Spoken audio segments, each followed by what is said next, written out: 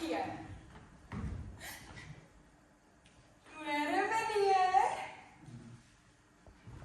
Nou wil die skoolhoof my sien. Net omrede die Engelsjuffrou eindvriek, omrede daar vir haar brief oopmaker. En 'n Bybelpresent gegee. Maar dis nie my skuld dat sy presies soos een van die most wanted moordenaars in Amerika lyk. En dat sy weier om nooit Afrikaans en dan Engels terug te praat nie.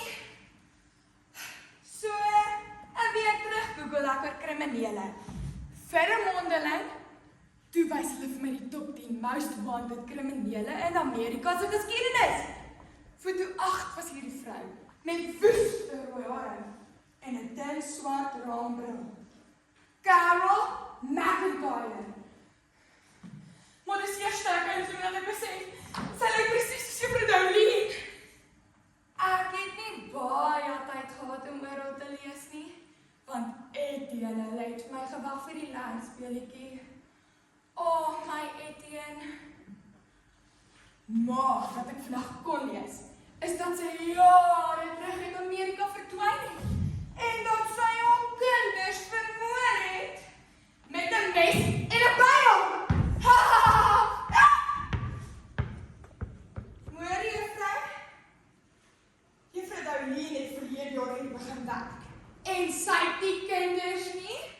Maar sy weet ook nie veel van skool gee nie, want al wat sy meeste van die tyd doen is op ons te gaan.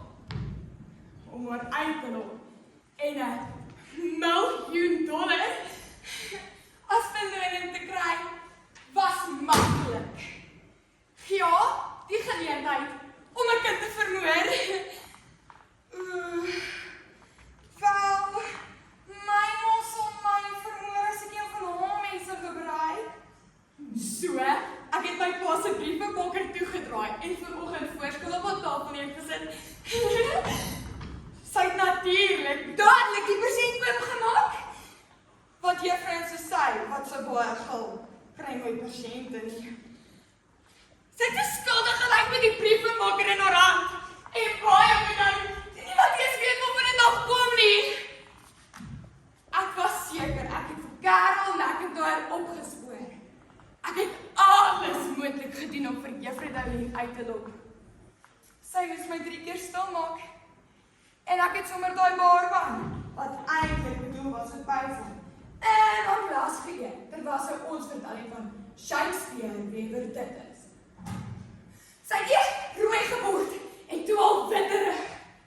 Maar dat die baarman papier op die vloer neergooi, het vir haar glimlag, het sy al laai opgerig vir die testiepoekie. Sy het net vitter en witter geword terwyl sy na die oopblaai gestaar het. Want ek het my pa se byl met 'n helder pink nota. Toe, Miss Dowling! Mag sy, Carol, in haar laai gesit en onder haar geskryf. I know what you did! Sy het reguit op my gestaar. Leonie van der Byl! Het sy harder as tevore geskree. Hoe sy geweet is ek? Het sy my papier se naam so geskryf as sy 'n ochtendjob het? Sy het die byl in die lug gehou